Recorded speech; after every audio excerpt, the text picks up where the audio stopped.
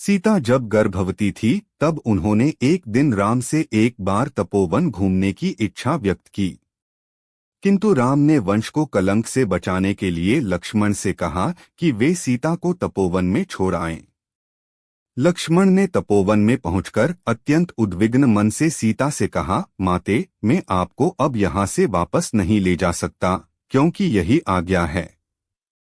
वाल्मीकि रामायण के उत्तरकांड की रामायण अनुसार समाज के द्वारा माता सीता को अपवित्र माने के कारण राम और सीता के आदेश के चलते लक्ष्मण उन्हें वाल्मीकि आश्रम में छोड़कर आ जाते हैं। वाल्मीकि आश्रम में सीता वनदेवी के नाम से रहती हैं। उस समय वह गर्भवती रहती हैं। वह वहीं दो जुड़वा लव और कुश को जन्म देती हैं। वाल्मीकि का आश्रम गंगा पार तमसा नदी के तट पर था। यह भी कहा जाता है कि सीता जब गर्भवती थीं, तब उन्होंने एक दिन राम से एक बार तपोवन घूमने की इच्छा व्यक्त की।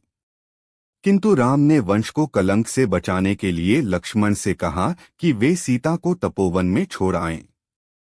हालांकि कुछ जगह उल्लेख है कि श्री राम का सम्मान उनकी प्रजा के बीच बना रहे, इसके लिए उन्होंने अयोध्या का महल छोड़ दिया और वन में जाकर वे वाल्मीकि आश्रम में रहने लगीं। वे गर्भवती थीं और इसी अवस्था में उन्होंने अपना घर छोड़ा था। वाल्मीकि आश्रम से सीता ने लव और कुश नामक दो जुड़वा बच्चों को जन्म दिया। सीता की मृत्यु माता सीता अपने पुत्रों के साथ वाल्मीकि आश्रम में ही रहती थीं।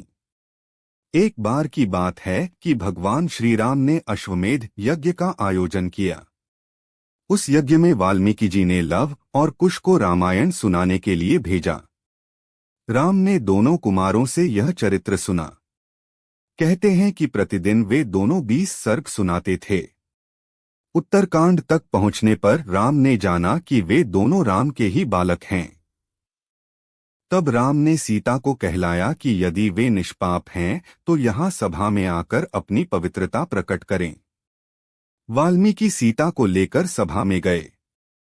वहां सभा में वशिष्ठ ऋषि भी थे। वशिष्ठ जी ने कहा, हे राम, मैं वरुण का 10वां पुत्र हूँ।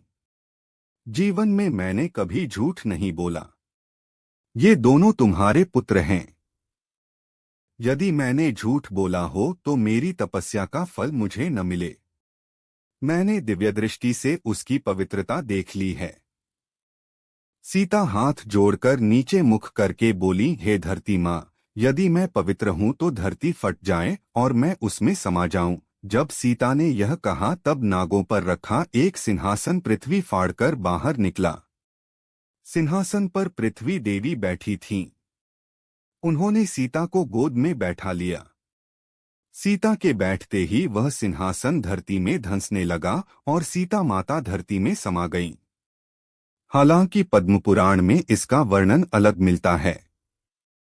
पद्म पुराण की कथा में सीता धरती में नहीं समाई थीं, बल्कि उन्होंने श्री राम के साथ रहकर सिंहासन का सुख भोगा था और उन्होंने भी राम के साथ में जल समाधि ले ली थी।